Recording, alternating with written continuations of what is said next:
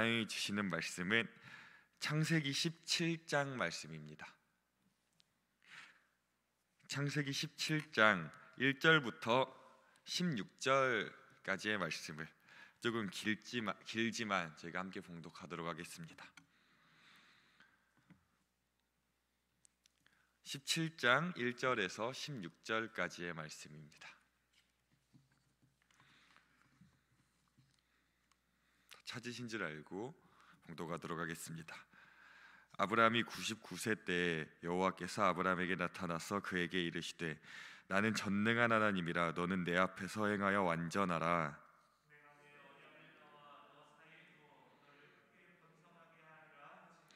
아브라함이 엎드렸더니 하나님이 또 그에게 말씀하여 이르시되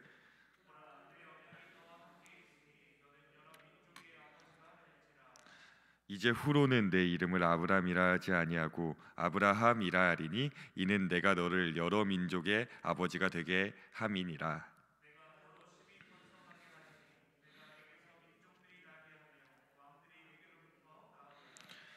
내가 내 언약을 나와 너 및 내 대대 후손 사이에 세워서 영원한 언약을 삼고 너와 내 후손의 하나님이 되리라.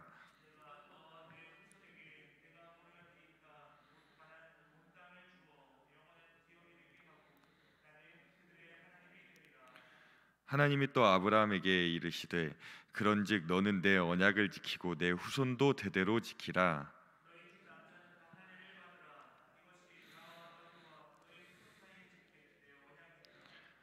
너희는 포피를 베어라. 이것이 나와 너희 사이의 언약의 표징이니라.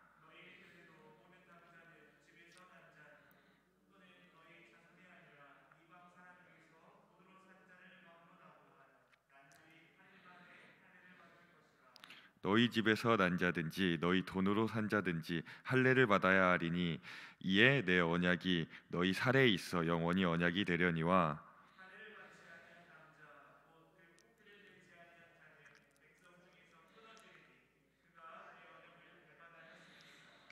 하나님이 또 아브라함에게 이르시되 내 아내 사레는 이름을 사레라 하지 말고 사라라 하라.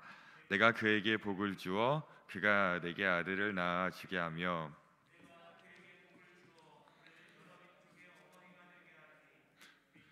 여러 왕이 그에게서 나리라. 아멘. 새벽에 또 이렇게 예배에 나오신 여러분들을 되게 축복하고 되게 환영합니다. 이렇게 새벽에 나왔을 때 기도하러 나오신 이 마음이 있을 텐데 제가 이렇게 또 길게 앞에서 설교를 해서 죄송한 마음이 있지만 이렇게 함께 하나님 말씀을 받는 시간이 됐으면 좋겠습니다. 저에게 가끔 이렇게 질문을 하시는 분들이 계십니다. 앞으로 어떤 사역자로 살길 원하냐, 어떤 사역을 하며 어떻게 살기를 원하느냐 라고 물어보는 사람들이 가끔씩 계세요.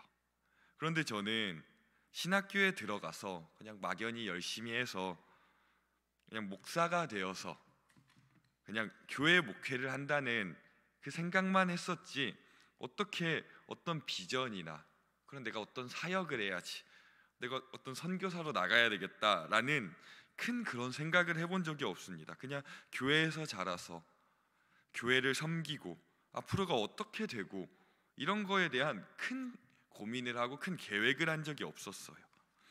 그러나 하나님이 제 삶 가운데 내가 생각하지도 못한 길들을 열어주시는 것을 제가 많이 목격을 하고 있습니다. 지금도 마찬가지고요.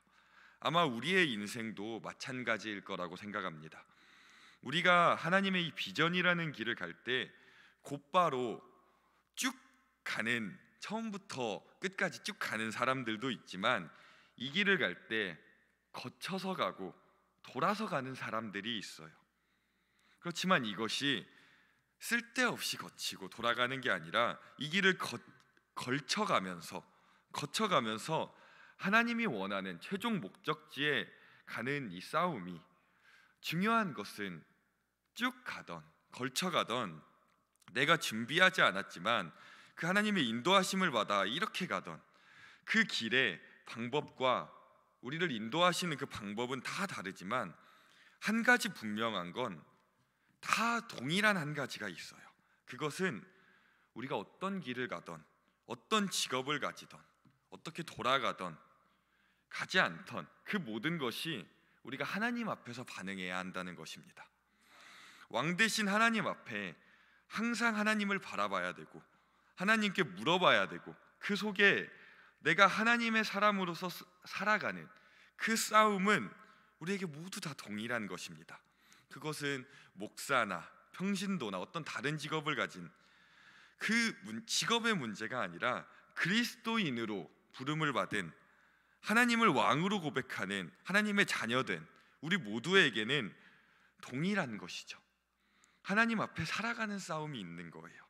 오늘 이 창세기 17장은 굉장히 중요한 본문 중에 하나입니다. 아브라함의 역사 속에, 아브라함의 믿음의 길 속에 중요한 굵직굵직한 장들이 여러 개 있는데, 가장 중요한 장은 저희가 아는 창세기 22장에 모리아산에 아브라함이 이삭을 가서 바친 그 믿음이 무엇인가를 증명하는 그 아브라함의 삶 속에 그 절정을 이루는 그 믿음이 있지만, 그러나 그 전에 믿음의 길 속에 하나님께서 알려주신 중요한 것이 있습니다. 그게 창세기 15장에 제가 설교를 했었던 아브라함이 여호와를 믿으니 그 믿음을 의로 여겼던, 믿음이 뭔가를 이제 내가 너의 방패요 큰 상급이라는 15장에 또 큰 줄기가 있다면, 그 이후에는 이 17장의 말씀이라는 것을 볼 수 있어요. 이제 17장부터는 하나님이 아브라함 믿음으로 끌어가는 아브라함에게 있어서 이제 본격적으로 하나님의 부름을 받은, 하나님이 택한 자의 믿음의 삶의 인생은 어떻게 살아야 되는가, 세상 속에 어떤 존재가 되어야 하는지를, 무엇을 우리가 드러내면서 살아야 되는지를 본격적으로 알려주시기 시작한 게 이 17장입니다. 그래서 17장에서는 이름을 바꾸시는, 아브라함을 아브라함이라고 바꿔주시고 사레를 사라라고 이름을 바꾸시고, 가장 중요한 언약의 표징 할례가 이제 정확하게 드러나는 장이 이 17장인 것을 볼 수 있습니다.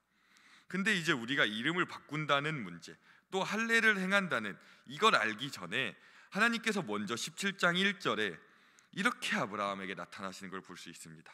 아브라함이 99세 때 여호와께서 아브라함에게 나타나서 그에게 이르시되 나는 전능한 하나님이라, 너는 내 앞에서 행하여 완전하라, 이렇게 말씀이 시작되고 있는 걸 볼 수 있어요. 중요한 것은 아브라함이 99세, 창세기 16장 16절은 어떻게 마무리되냐면, 하갈이 아브라함에게 이스마엘을 낳았을 때 아브라함이 86세였었더라라고 말씀을 합니다. 86세, 굉장히 의미 없는 숫자라고 말씀드렸죠. 아브라함이 75세에 하나님을 따라가서 85세까지 가나안 땅에 10년을 거주한, 그때까지 이제 자녀가 없자 10년이란 시간을 나름대로 최선을 다해가며 하나님 말씀에 순종하는 마음으로 버티고 또 따라갔는데, 자녀가 없자 아브라함이 이제 자기가 해석을 하기 시작한 거죠. 그래서 하갈을 아브라함에게 넣어서 이스마엘이 태어났는데 86세, 의미 없는 그 86세가 지나고 그로부터 13년이라는 시간이 지났어요. 더 긴 시간이 지나갔죠. 아브라함이 하나님을 가나안 땅을 쫓아가서 이스마엘을 낳은 그 10년보다 더 긴 시간이 지났어요. 99세 때 나타나셨어요. 곧 100세죠. 100세가 오기 직전 16장이 이스마엘의 탄생이면 18장에는 이삭의 출생을 예고합니다. 육신의 씨 이스마엘, 그리고 영의 씨 100세의 인간의 삶으로 불가능한 그 삶, 이제 하나님이 역사한 이삭이 태어날 그 사이에 27장이 존재하는 거예요. 하나님이 약속의 아들 이삭을 주시기 전에 아브라함에게 요구하신 것입니다. 이게 먼저 전제가 되어 있는 거예요. 그 전제가 이름을 바꾸고 할례를 주기 전에 하나님이 나타난 거죠. 99세라는 건 이제 100세가 이제 준비된, 99세 다음에 이제 100세가 되잖아요. 이 완전수, 하나님이 완전한 하나님의 역사를 나타내시기 직전에 하나님이 요구하시는 것이 무엇이었는가? 근데 그게 99세에 나타나셨다라는 것입니다. 그때 하나님이 나타나셔서 하신 말씀이 전능하신 하나님이라는 표현을 씁니다. 이것은 하나님이 하나님의 일을 하실 때, 행할 때 하나님의 역사를 행할 때 하나님을 드러내시는, 가장 하나님을 표현하는 방법이죠. 전능하신 하나님. 그 전능하신 하나님이 요구하시는 것이 무엇이었냐? 나는 전능하신 하나님이라 라고 말씀을 하시고, 하나님이 주체임을, 모든 것을 끌어가는 그 능력자가 하나님이라는 것을 명확히 표현하시고 나서 그 하나님이 아브라함에게 너는 내 앞에서 행하여 완전하라 라는 걸 요구하고 있습니다. 하나님이 어떤 일을 행할지는, 그 뒤에 이삭이 나올지 어떤 일을 행할지는 아브라함은 아직 알지 못해요. 모르고 있죠. 하나님이 어떤 일을 행할지는 모르지만 중요한 것은 하나님이 어떤 일을 행하기 전에 그 언약의 백성들, 그 백성들에게 요구하는 책임은 다 똑같습니다. 너는 내 앞에서 완전하라. 누구 앞에서? 하나님 앞에서. 코람데오, 그 하나님 앞에서 모든 그리스도인이 다 살아가는 데 있어서 그 부름받은 하나님 앞에서의 책임. 우리는 누구 앞에서 살아가고 있나요? 하나님 앞에서 살아가고 있죠. 우리는 세상 앞에 살아가는 게 아니에요. 세상의 명예, 돈, 그쪽을 쫓는 게 아니잖아요. 우리 삶이 어떠하던, 어떤 환경이던, 어떤 직업을 가지고 있던, 어떤 길을 인도하던 다 똑같은 게 있는데, 하나님이 우리에게 요구하시는 건 이거예요. 네가 무슨 생각을 하던, 무엇을 하던 내 앞에서 행하여 완전하라는 거예요. 그런데 우리가 과연 완전할 수 있을까요? 없죠. 완전하신 분은 하나님밖에 없잖아요. 내가 완전할 수 있다 없다, 그 문제를 얘기하는 게 아니에요. 적어도 성도란 완전하신 하나님 앞에 어떤 마음을 가지고 살아가야 되냐면, 하나님 앞에서 온전해지려는 싸움, 적어도 하나님만을 완전히 바라보려는 싸움, 이것이 하나님이 우리에게 한 명령이고 요구이신 것을 볼 수 있습니다. 그 싸움이 우리의 싸움인 것인 거예요. 내가 하던 어떤 일이 잘 되던, 건강하던 건강하지 않던, 건강하지 않으니까 하나님 안 계세요. 내 기도를 들어주시지 않으시니까 하나님 없어요. 이렇게 어떤 조건부로 나에게 어떤 걸 들어줘서 하나님을 쫓는 게 아니라, 힘들면 힘든 대로, 하나님이 주시면 주신 대로, 잘 되면 잘 되는 대로 똑같이 하나님 앞에서 완전하게 살아가라. 무슨 말이냐면, 건강하냐 아니냐, 부하냐 가난하냐 문제가 아니라, 내가 하나님 앞에 온전히 살고자 하는 사람은 있으면 멋있게 하나님의 통로가 되고, 없으면 가난해도 이게 내 인생의 목적이 아니야. 당당하게 예배하며 찬양할 수 있는 걸 증명하는 것이고, 하나님을 찬양하고 하나님을 따라가는 사람은 건강하면 더 열심히 주신 건강을 가지고 섬기는 것이고, 건강하지 않으면 그래도 나는 예배할 때 최선을 다해 그 모습을 보이라는 거예요. 하나님을 높이고 하나님 앞에 완전하게 살아가는 데 있어서 세상적인 조건이 어떤 문제가 되지 않는다, 그게 지금 오늘 명령인 거예요. 이 명령을 행하고 이제 하나님 앞에 완전하게 살아가는, 이 세상 속에 살아가는 사람의 모습이 무엇이어야 되냐를 뒤에서 설명하시는 거예요. 하나님께서 요구하시고, 그 요구가 이제 본문에 보면 이런 식으로 나와 있어요. 5절에 하나님이 아브라함이라고 이름을 바꿔주십니다. 그리고 9절부터 14절까지 할례가 나오고, 그리고 다시 15절부터 16절에 사례를 사라로 바꿔주세요. 가운데 말씀이 양쪽의 말씀을 잡고 설명하는 강조가 되는 표현이 사용되고 있어요. 아브라함을 아브라함으로 바꾸고 뒤에 사례를 사라로 바꿔주셔요. 왜일까요? 그 안에 할례가 설명이 되고 있는 거예요. 할례는 남자의 그 표피를 잘라내는, 어떻게 지금으로 보면 포경수술과 비슷한 개념이죠. 어쨌든 여성분들은 하지 않는다라는 거잖아요. 그런데 그게 같은 동등된 조건을 가지게 된다는 거예요. 사례는 그것을 행하지 않지만 이름을 똑같이 바꿔줌으로써 아브라함과 사례가 동등하다, 어떤 면에서 하나님이 이제 이름을 바꿔준 그 목적이 무언가를 이루는 데 있어서는 동등하다, 동등되다고 설명하고 있는 거예요. 그게 이제 할례예요. 그래서 창세기 17장은 굉장히 강조점이 있는 본문이에요. 16장에 육의 씨 이스마엘, 17장에 할례, 18장에 영의 씨 이삭, 17장 자체가 그 사이에 껴있는 본문이죠.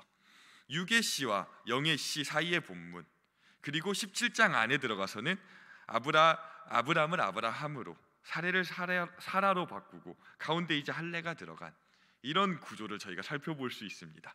어떤 면에서 이것이 중요할까요? 첫 번째는 이름을 바꿔주셨어요. 이름을 바꾼다는 건 단순히 부를 그 호칭이 바뀌었다라는 게 아니죠. 본질이 바뀐다라는 것이죠. 하나님이 야곱에게 내 이름이 무엇이냐? 야곱입니다. 저는 약탈자입니다. 저는 그렇게 인생을 살아왔습니다.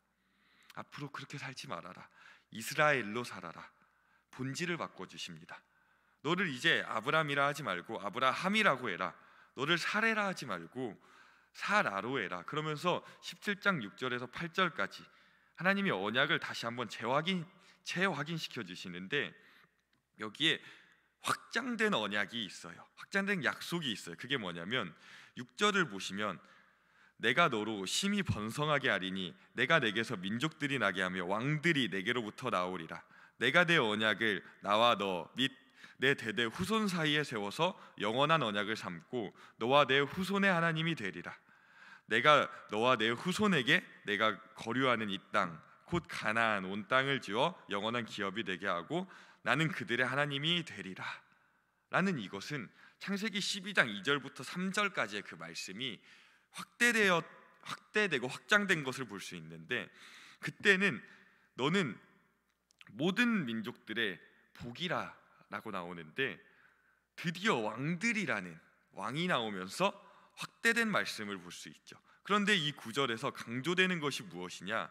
여기 17장에 반복되는 걸 보면 내 언약이라는 말이 계속 강조가 되어 나가고, 특별히 내가라는 말이 굉장히 많이 나와요. 내가 16절도 내가로 시작하고 7절 8절도 내가, 그 하나님이 주체가 되는 거예요. 내가 언약을 세우는데 누구랑 세우냐? 아브라함만 세우는 게 아니에요. 너와 내 후손 사이에 후손이 계속 강조가 돼요. 이게 무슨 말이냐면 지금부터 이 세울 언약은 단순히 아브라함과만 맺는 게 아니라 아브라함의 후손들이 대대로 맺을 언약이라는 거예요. 후손이라는 게 뭐죠? 후손이라는 건 자녀가 태어나야 후손이라고 하죠. 자녀가 없이 어떻게 후손이 되겠어요? 믿음의 조상이 되려고 그러면 믿음의 후손이 있어야 조상이라는 게 형성이 되잖아요. 그 후손이라는 걸 우리가 머릿속에 한번 집어넣고 생각해 보셨으면 좋겠습니다. 지금부터 맺은 그 언약은 대대로 아브라함이 아니라 대대로 후손 사이에 맺는다라는 그 막연한 그 생각이 아니라, 후손이라는 것이 되기 위해서는 생명이 탄생해야 되는 거잖아요. 생명이 연결되어 있는 거죠. 근데 여기서의 후손은 하나님과 언약을 맺은 하나님 앞에서 살아갈 후손이죠. 이 전에 나온 육의 씨 이스마엘이 아니라 하나님이 앞으로 택하신 그 이삭, 믿음의 씨들을 이야기하는 거예요. 그러니까 이삭을 주시기 전에 먼저 하나님께서 아브라함의 이름, 본질을 바꿔주시는 거죠. 너는 다른 존재라는 거예요.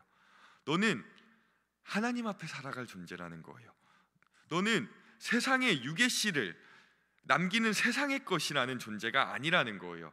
나와 언약을 맺고 대대로 그 언약을 지켜갈 믿음의 백성을 그 끄집어낼 이름, 아브라함, 열국의 아버지, 사라, 열국의 어머니라는 그 뜻을 가진 아브라함이 아니라 아브람은 존귀한 아버지라는 뜻이었어요. 사레는 공주라는 뜻을 가지고 있어요. 우리들의 어떻게 보면 꿈이잖아요. 모든 사람들의 꿈, 이 땅에서 내가 잘 되는 거, 내가 존귀함을 받는 거, 내가 인정을 받는 거. 제가 어떻게 드라마는 잘 보지 않는데 이제 어머니가 이렇게 보시는 드라마를 보다가 제가 보다가 좀 이해가 안 되는 부분이 있었어요. 어떤 드라마를 잠깐 지나가다 봤는데 드라마에 이런 내용이 나오는 거예요. 누가 이제 여행을 떠나는 거예요. 한 번도 난 내 인생을 제대로 살아보지 못했대요. 나는 잠깐 내 인생을 살아보겠다고 떠나요. 아마 대부분의 사람들 중에서 이런 분들이 굉장히 많으실 수 있어요. 나는 태어나서 고생하고 살고, 나는 뭐에 묶여 살고 뭐하고 한 번도 내 인생 제대로 살아본 적이 없어. 결혼했는데도 아내한테, 아이들한테 이렇게 말하는 거죠. 여보, 나는 진짜 뼈 빠지게 쫓겨 살았어. 난 내 인생을 살아본 적이 없어. 요즘 그 드라마를 보면 아내가 멋있게 그래. 한번 당신 마음대로 살고 와봐라. 되게 멋있게 얘기하는 것 같아 보이죠. 말도 안 되는 소리를 하는 거죠. 내 인생이 어디 있어요? 그게 세상 사람이죠. 다 내 인생이에요. 내가 편하려 그러고, 내가 누려야 되고, 내가 살아가야 되고, 가족을 위해 살면 그게 내 인생이 아닐까요? 정신없이 살면 그것은 내 인생이 아니에요. 내 인생이 어떤 인생인데요? 주님이 나에게 그걸 살라고 하면 그게 내 인생이에요. 그게 기독교인의 마음이고 생각인 거예요. 아브라함에게 갈대아 우르를 떠나 이렇게 믿음의 길을 보내셨으면 그게 아브라함의 인생인 거예요. 그 길을 안 가면 아브라함이 제대로 못 사는 거죠. 우리의 인생은 하나님이 나에게 요구한 인생을 살아가는 게 내 인생이에요. 존귀해지는 게 목적이 아니에요. 공주가 되는 게 아니에요. 물 한 방울 안 묻히고 멋지게 사는 게 내 인생 잘 사는 게 아니라고요. 모든 사람이, 세상이 꿈꾸는 사람이 이 땅에서 존귀함을 받고 공주처럼 살고 싶은 마음이잖아요. 그건 세상 사람이잖아요. 우리는 그렇게 부름을 받지 않았어요. 어떻게 부름을 받았을까요? 열국의 아버지, 생명을 낳고 흘려보내는 자, 열국의 어머니, 생명을 낳고 은혜를 흘려보내는 자, 너는 그렇게 부르심을 받은 거야. 본질, 네가 왜 하나님 앞에 어떻게 부름받았냐를 설명해 주는 거예요. 이제 이름을 바꾸고 존귀한 아버지, 공주처럼 사는 게 아니라 열국의 아버지가 돼. 믿음의 아버지가 돼.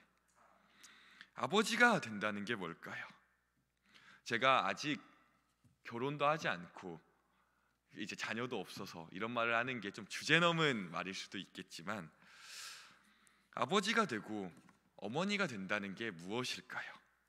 요즘 되게 젊은 애기 엄마들이 애 낳고 이렇게 힘든 줄을 몰랐다고, 이럴 줄 알았으면 안 낳았을 거라고, 심지어 저희 누나도 애기 안 낳을 거다 라고 막 이야기를 하는 거를 제가 들었어요. 이렇게 말 같지도 않은 말을 하고 있는 거예요. 그게 어떤 복인데요? 생명을 키운다는 게 어떤 복인데요? 그 생명 하나 잘 키운다는 게 어떤 복인데요? 다 알고 계시잖아요. 하나님이 준 생명이잖아요. 그 가정 속에 사무엘 하나 잘 키워서 역사를 바꾸었는데 모르는 거예요. 하나님이 나에게 맡겨준 걸 모르는 거예요. 너만 위해 살아가는 존재가 아니라 열국의 아버지, 생명을 키우고 낳고 누굴 키우며 그들을 위해 해줄 수 있는 통로가 되는 그런 존재라는 거예요. 그것을 바꿔놓고 가운데 할례가 들어가는 거죠. 할례는 이제 9절 10절에 보시면 하나님이 아브라함에게 이르시되 그런즉 너는 내 언약을 지키고, 내 언약이라는 말은 영원한 불변성을 가지고 있어요. 영원함과 불변성을 다 가지고 있는 것이죠. 하나님의 언약이니까 내 후손도 대대로 지키라. 너희 중 남자는 다 할례를 받으라. 이것이 나와 너희와 너희 후손 사이에 지킬 내 언약이니라. 너희는 포피를 베어라. 이것이 나와 너희 사이의 언약의 표징이니라 라고 말씀하십니다. 근데 여기서 좀 재밌는 말씀이 뭐냐면 14절 말씀이에요. 할례를 받지 아니한 남자, 곧 그 포피를 베지 아니한 자는 백성 중에서 끊어지리니 그가 내 언약을 배반하였음이니라. 배반하다, 파괴하고 무효하다라는 뜻을 가지고 있습니다. 이것이 무슨 말이냐면, 할례는 아브라함의 자손만 주는 게 아니라 아브라함과 같이 가는 모든 산자나 이방인이나 아브라함과 함께 있는 자는 다 받아야 되는 거예요.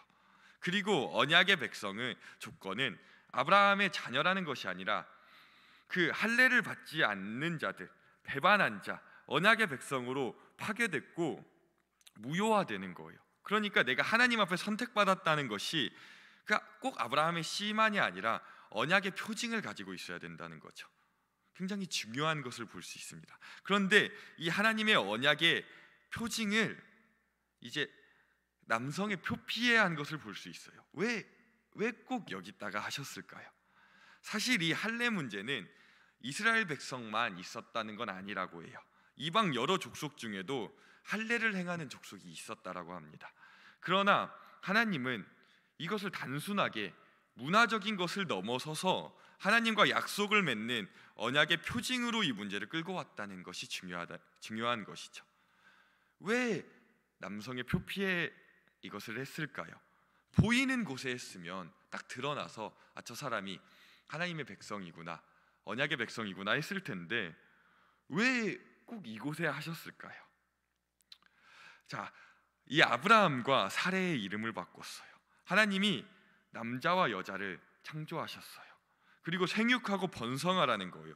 이 세상 속에서 생명을 남자와 여자가 하나 돼서 하는 이 성적인 관계는 그냥 즐거움과 쾌락을 넘어섰다라는 거예요. 생명을 만드는 관계인 거죠.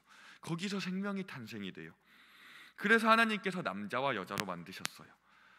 아브라함이 하갈과 하나가 됐어요. 그래서 난자가 이스마엘이었죠. 유게시가 나왔어요. 생명이 나왔는데 그 생명이 유게시라는 거예요. 사례를 통해 하나님이 만드신 건 이삭이에요. 영적인 아들이 나왔어요. 후손이 나오는데, 생명이 태어나는데 하나님이 어떤 걸 요구하고 계시는지 아십니까? 너는 믿음의 후손들을 하나님과 언약을 맺는 끝까지 언약을 지켜가는 영적인 그 믿음의 후손들을 만들어내라는 거예요. 이스마엘을 낳고 나서 하나님이 99세에 아브라함에게 이제 100세에 이삭을 주실 때 아브라함에게 뭘 준비시켰냐면, 너는 하나님 앞에서 완전하라, 하나님 앞에서 살아가라. 어떻게? 존귀한 자, 그 공주, 세상적인 사람이 아니라 통로가 되는 자로 살아가라. 그건 너뿐만 아니라 너를 통해 믿음의 후손들을 만들어 하나님과 계속 그 영원한 언약이 지켜져 가서 그 후손들을 통해 하나님이 일하시도록 영적인 후손들을 만들어내는 거예요. 왜냐하면 이 영적인 후손들 속에 예수 그리스도가 나타나시잖아요. 구원의 완성자인 예수님이 나타나시는 거예요. 그래서 이 동성애라는 게 기독교적으로 맞지 않는 거예요. 둘이 사랑한다, 사랑하지 않는다는 문제가 아니에요. 생명이 연결되어 있는 문제잖아요. 하나님께서 아브라함에게 원하신 게 뭐예요? 너 혼자 하나님을 바라보며 살아가는 믿음의 길이 아니라 너를 통해서 이렇게 믿음의 역사가 흘러가는 통로가 되는 길을 살아라. 본질을 바꾸시고 하나님이 할례를 행하신 거예요. 남자가 할례를 행했지만 여자와 한 몸이 될 때 하나가 되잖아요. 사레가 할례를 하지 않았어도 아브라함이 할례를 행해서 그가 한 몸이 될 때 그들은 언약 백성 안에 하나가 되는 거예요. 거기에 표시가 있었으니까. 내가 그 할례라는 것이 8일 만에 행해진다라고 지금 말씀에 나옵니다. 왜 8일이냐? 레위기에 가면 하나님이 남자아이를 낳으면 부정기간을 7일을 잡으시고 여자아이를 낳으면 14일을 잡습니다. 할례는 남자가 행하는 거잖아요. 부정기간이 끝난 그 다음 날, 부정이 끝난 그 다음 새롭게 되는 날이에요. 원래 하나님이 7일 동안 창조를 하셨잖아요. 그 7일 동안 하나님이 안식이 이루어지고 있다가 아담과 하와의 범죄함으로 무너졌잖아요. 하나님이 다시 이들을 새롭게 하셔야 되잖아요. 그 새롭게 되는 날, 다른 말로 이것을 좀 표현한다면 하나님의 백성은 세상을 살아가는 방법이 다르다는 거예요. 목적이 다르다는 거예요. 세상 사람과 똑같은 걸 쫓지 않아요. 세상 사람은 다 세상적인 것을 쫓죠. 존귀해지고 공주 같은 자기를 위해서 살아가죠. 아브라함이 이스마엘을 낳은 것도 착각을 한 거죠. 하나님을 따라가는 게 무엇인지 정확히 몰랐던 것이죠. 이제 하나님께서 100세에 아브라함에게 놀라운 일을 행할 때 하나님이 나타나셔서 이렇게 말씀하세요. 나는 전능한 하나님이라. 이 말씀에 아멘 하시는 그 마음이 든다면 정말 이 고백을 저희가 마음속에 가슴에 새기길 바랍니다. 왜 우리가 믿음이 무너지는지 아십니까? 하나님이 누군지를 모르는 거예요. 하나님이 지금 나타나서 얘기하시는 거예요. 99세, 조금 있다가 창세기 17장 뒤를 보면 아브라함이 속으로 내 나이가 이제 99세고 살의 나이가 90세인데 어떻게 애를 낳아? 라는 이런 표현을 씁니다. 100세가 된 사람이 어떻게 애를 낳겠어요? 이 고백을 해요.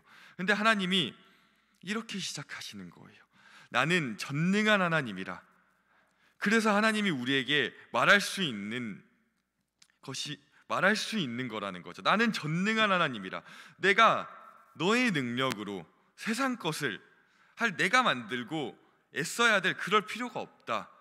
왜 그럴까요? 내가 널 불렀을 때 전능한 하나님이 끌어가고 만들어가고 있다.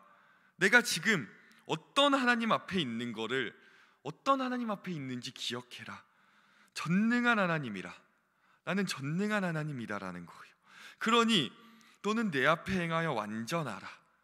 신앙생활에 있어서 가장 중요한 것은 우리가 언제 세상이 아니라 하나님을 위해 살아갈 수 있는지 아십니까? 하나님이 누구인지 알면 살아갈 수 있어요.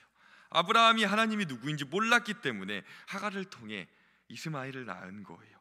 이제 내 나이가 지나면 애를 낳지 못하는 늙은 몸이 죽는다고 하는 하나님의 능력과 하나님의 그 한계가 없으심을 모르니까 자기가 가진 한계를 하나님의 한계로 같이 생각한 거예요.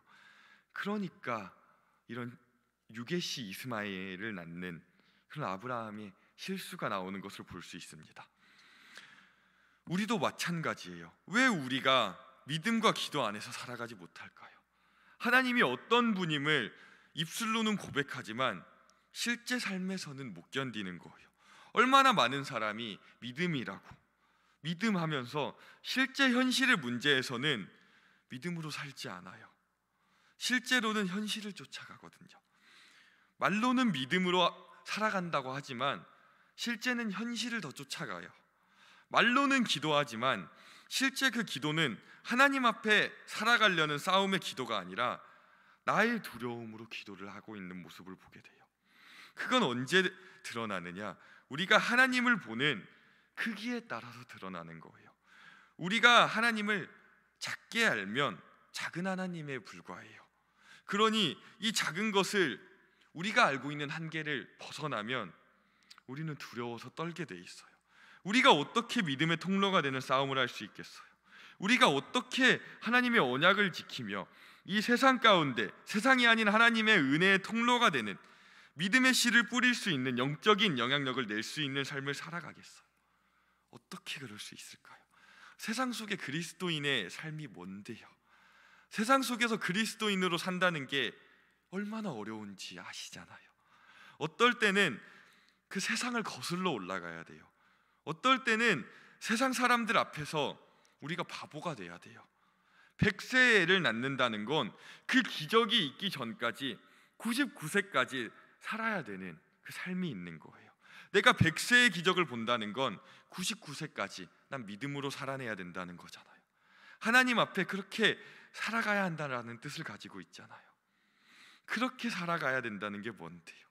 하나님이 누군지 모르면 우리는 이렇게 언약의 백성으로 아브라함처럼 열국의 아버지로 믿음의 은혜를 흘려보내는 자로 절대 살지 못해요. 그래서 하나님이 이렇게 말씀하세요. 그걸 할 수 있는 방법이 뭐냐? 나는 전능한 하나님이라. 너는 내 앞에서 행하여 완전하라. 이걸 처음에 명령하신 거예요. 다른 말로 하겠습니다. 신앙의 시작은 전능하신 하나님을 놓치지 않는 데부터 시작하는 거예요. 하나님 앞에서 살아가는 싸움, 하나님을 바라보는 싸움, 하나님을 붙잡는 싸움, 여기서 승리해야 하나님이 보여야, 전능하신 하나님이 보여야 내 삶을 믿음으로 살아가는 거예요. 하나님을 놓치면 우리는 우리의 한계 상황에 무너지게 되어 있어요. 하나님 앞에 살아가는 싸움, 내가 뭘 하든, 내가 지금 어떤 고통 속에 있든 아니든 하나님이 동일하게 우리 삶 속에 명령하셨습니다. 오늘 이 말씀을 듣는 분들 중에 만약에 진짜 내 삶이 한계 상황에 계신 분이 있을지 모르겠어요. 저는 이랬던 적이 있거든요. 우리가 정말 어려운 세상 속에서 삶을 살아가는데 지금 하나님 앞에 믿음으로 살려고 하면서도 너무 답답하고 어떻게 해야 할지 모르는 그 상황에 그런 분이 계시다면 그 답답한 문제를 묵상하는 게 아니라 전능하신 하나님 그 앞에 먼저 서는 싸움을 하셨으면 좋겠습니다. 그 앞에 온전해지고 하나님 앞에 완전해지는 신앙의 싸움이 우선입니다. 우리가 그 싸움 앞에 서면 전능하신 하나님이 바로 아브라함으로 사례를 사라로 만들며 그를 통해 일하신 것처럼 우리를 통해 이 순간 일하시고 역사하실 거예요. 하나님 앞에서 살아가시는 우리 성도분들이 되시기를 주님의 이름으로 정말 부탁드립니다. 우리 이 시간 기도하시겠습니다. 우리 삶 속에서 사단이 우리를 공격하는 건 한 가지밖에 없다고 생각해요. 우리를 공격하는 방법은 여러 가지지만 본질적으로 사단이 하는 건 딱 한 가지입니다. 하나님을 놓치게 하는 것입니다. 하나님만 놓치면 사단은 우리 안에 맘 놓고 우리를 유혹하고 공격할 수 있습니다.